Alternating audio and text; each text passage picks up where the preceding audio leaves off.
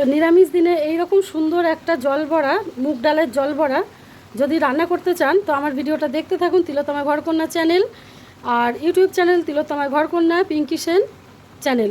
তো সেখানে গিয়ে সাবস্ক্রাইব করে দিন আর পেজটাকে ফলো করে রাখুন। অতি সাধারণ জিনিস কিন্তু খেতে দুর্দান্ত হয়েছিল। তো চলুন ভিডিওটা আপনাদের সঙ্গে আমি শেয়ার করি।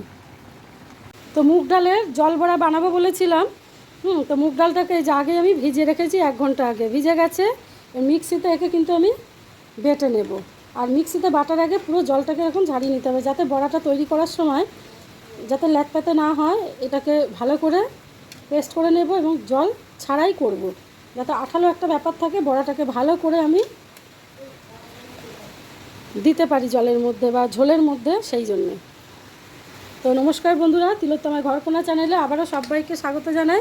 আজকে আমি বানাবো ঝিঙে পটলের জল বড়া, মুগ ডালের জল বড়া দিয়ে এই ঝিঙে পটলটা বানাবো। আসলে ঝিঙেটা কেটে দেখেছি, অনেকটা ঝিঙে, বেশ পাকা পাকা ঝিঙে এসেছে। তো সেই পাকা পাকা ঝিঙে দিয়ে তো আর তৈরি করা যাবে না। তো ওই কারণে পটলটাকে খোসা ছাড়িয়ে এইভাবে নিয়েছি। এটা দিয়েও খুব ভালো হয় খেতে মুগ ডালের জল বড়া। এই পটলটা দিয়েই বানাবো। পটল আর একটুখানি বেগুন ছিল, সেটাও দিয়েছি, মাখা মাখা হবে। তো চলুন রেসিপিটা শেয়ার করি। তো এই ডালের মধ্যে একটুখানি যে গোটা জিরে দিয়েছি, বড়াটা তাহলে একটু স্বাদ হবে। 2টো কাঁচা লঙ্কা দিয়েছি আর একটুখানি এই যে হিং দিচ্ছি অল্প করে, যাতে ডালের যে ফ্লেভারটা দারুণ আসে। আর এর সঙ্গে বড়াটা যখন দেবো যাতে বাইন্ডিং না খুলে যায়, তো 1 চামচ মতো এই যে ময়দা দিচ্ছি, দিয়ে এবার এটাকে আমি পেস্ট করে নেব। চলুন ভালো করে আমি আগে প্রথমে শুকনোই বেটে নিচ্ছি।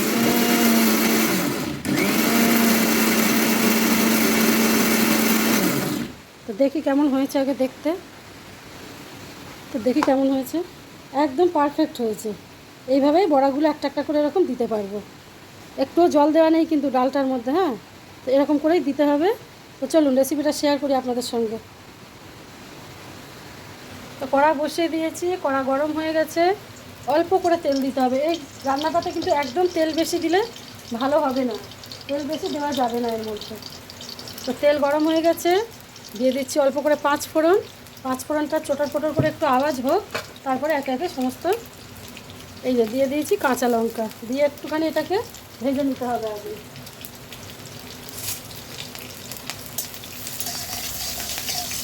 তো 5 ফোড়ন আর কাঁচা লঙ্কাটা হয়ে গেছে, দিয়ে দিয়েছি এই যে পটল, ঝিঙে আর আলু।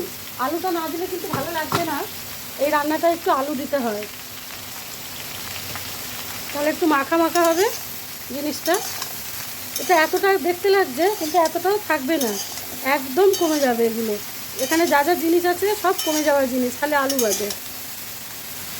একটু নুন দিয়ে আমি চাপা দিয়ে দেবো। তো আন্দাজ করেই নুনটা দিচ্ছি, যতটা লাগবে মোটামুটি একটা বোঝাই যায় যারা রান্না করে।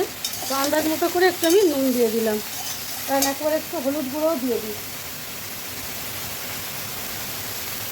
একটু হলুদ গুঁড়ো দিয়ে দিলাম। আমি এটাই করেছিলাম পোস্ত দিয়ে আগের 2 দিন আগে, তো সেটা খেতে দুর্দান্ত হয়েছিল। শুধু হলুদ ছাড়া করেছিলাম, সেটা খুব ভালো খেতে হয়েছিল। আজকে একটু হলুদ দিয়ে আমি করব। আগের দিনে জল বড়া করিনি, কিন্তু ওই পটল দিয়ে পোস্ত দিয়ে করেছিলাম। একেবারে চাপা দিয়ে দেবো, নেড়ে চেড়ে একদম কমে যাবে এটা। তারপরে নেড়ে চেড়ে আবারও যেটা করা রান্না সেটা করব। এবার ঢাকনা খুলে দেখাচ্ছি কতটা জল বেরিয়েছে রান্নাটা থেকে, একটু কিন্তু জল দিতে লাগেনি। তো একদম উল্টে পাল্টে ভালো করে আগে নাড়তে হবে এইভাবে, জিনিসটা যাতে সিদ্ধ হয়ে যায়। সমস্ত সবজি আলু সবটা ভালো করে যতক্ষণ না সিদ্ধ হবে ততক্ষণ কিন্তু রান্না ভালো হবে না। তো এই সময় আমি বড়াগুলো ছোট্ট ছোট্ট করে দিয়ে দেবো এর মধ্যে। তো এই যে জল বড়া যেহেতু, তো জলের মধ্যেই দেবো, কোনো তেলে কিন্তু ভাজছি না আমি বড়াগুলো। আর এটা যে যেরকম সাইজ দেবে সে সেরকম সাইজই করে খেতে পারবে। এরকম ছোট্ট ছোট্ট করে এরকম করে দিয়ে দিতে পারবে তোমরাও। আর এই বড়াগুলো দিয়ে কিন্তু ভাত খেতে খুব সুন্দর লাগবে। তো যারা কাঁচা এরকম জল বড়া খাবে না, তারা এরকম করে ভেজেও করে খেতে পারো। তেলে ভেজে নেবে, নিয়ে এই রান্নাটার মধ্যে দেবে, সেটাও কিন্তু বেশ ভালো স্বাদ আসবে। তো আমার তো বেশি ভালো লাগে এটা, তো এই কারণে আমি এটাই দিলাম। একটু দিয়ে চাপা দিয়ে দেবো, যাতে বড়াগুলো না ঘেঁটে যায়, শক্তই থাকবে। একটুখানি চাপা দিয়ে দিলাম। তো চলুন দেখি এবার ঢাকনাটা খুলে কি হলো, ঘেঁটে গেল না শক্ত রইল। একদম পুরো শক্তই রয়েছে, একটা বড়াও কিন্তু ঘেঁটে যায়নি। তো এইভাবে উল্টে পাল্টে নেব যাতে ওই ওইটা ভালো হয়, শক্ত হয়ে যায়। আর এই ঝিঙে আলুটা সিদ্ধ হয়েছে কিনা সেটাও দেখার, যতক্ষণ না সিদ্ধ হবে ততক্ষণ কিন্তু এটাকে সিদ্ধ করতে হবে আমাদের। আর এর মধ্যে দেবো একটুখানি চিনি, যেহেতু ঝিঙের, আর একটু ধনেপাতা কুচি এর উপরে ছড়িয়ে দিলাম।